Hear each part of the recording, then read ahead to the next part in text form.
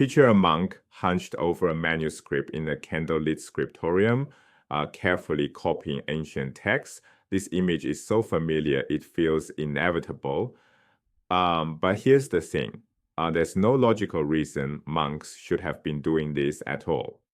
Monks were supposed to flee the world, not save its books. So how did we get here? That's the puzzle.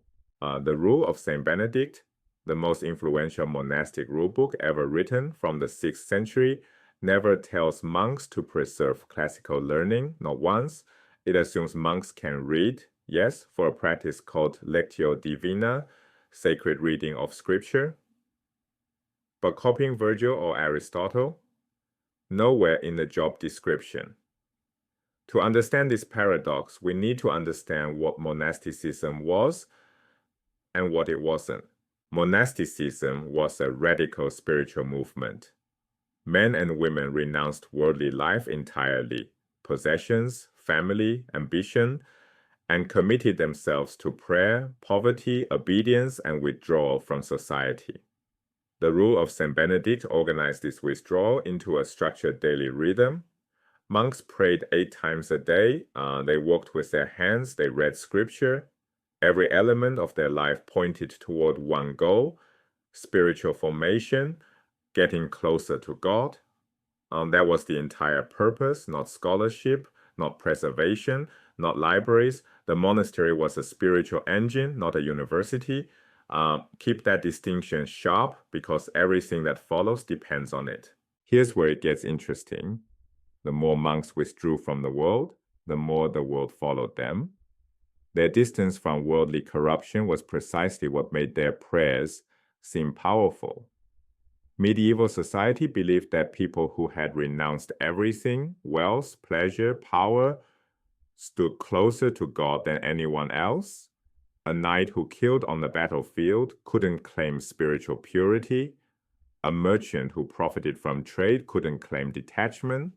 But a monk who owned nothing, who prayed constantly, who lived in deliberate poverty, that person had a direct line to the divine, and everyone else wanted access to it. This created what we can call a spiritual surplus. Monks generated far more spiritual capital through their constant prayer and ascetic lives than they personally needed for their own salvation. That surplus became a resource distributed through intercession. Monks praying to God on behalf of others, knights anxious about the blood on their hands, kings who wielded violent power, merchants uneasy about their profits. All of them donated land, wealth, and patronage to monasteries in exchange for prayers. And this was a spiritual economy, and it made monasteries indispensable. Monks didn't just pray for themselves, they prayed for the entire social order. So monks were spiritually powerful and socially connected, bound to the secular world through this intercessory economy despite their vows of withdrawal. But that alone doesn't explain the manuscripts. For that, we need to zoom out to the biggest disruption in European history.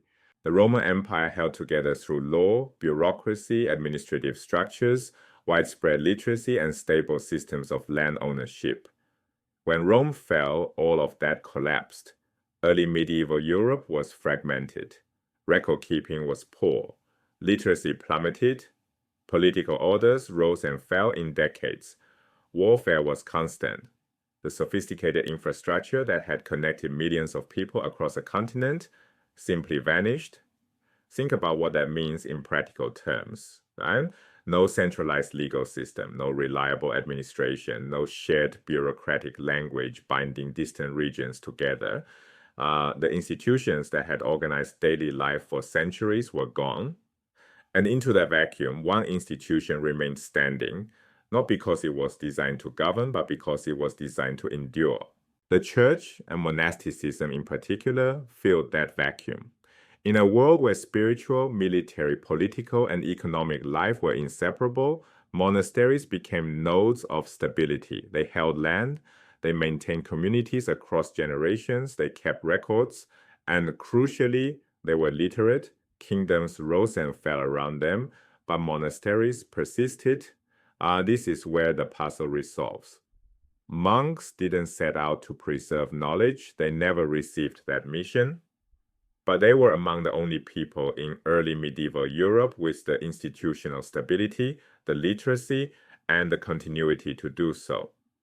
Manuscript copying emerged from this context. Knowledge preservation was a byproduct of their spiritual and social role, not their mission. Let's confront a common misconception directly. It feels natural in retrospect. Of course, monks preserved knowledge, but that's hindsight bias. So the outcome was contingent on specific historical circumstances. Rome's institutional collapse, the intercessory economy that made monasteries socially central, and the simple fact that monastic communities were literate and long-lived. Change any of those variables and the story goes very differently. Now we can see the full picture, trace the chain from beginning to end. Monks withdrew to pray. Their withdrawal gave them spiritual power, and that power made them socially essential through intercession. Then Rome fell and left an institutional vacuum. The church filled it, and monasteries, literate, stable, enduring, became the default custodians of knowledge, not by design, by historical accident. The founders of monasticism never imagined this outcome. They wanted to save souls, not save books. But history had other plans. This pattern repeats throughout history. Institutions end up serving purposes completely different from what their founders intended. The monks who copied Aristotle weren't fulfilling a mission statement. They were literate people in stable communities doing what literate people in stable communities do. They wrote things down. The lesson, look around.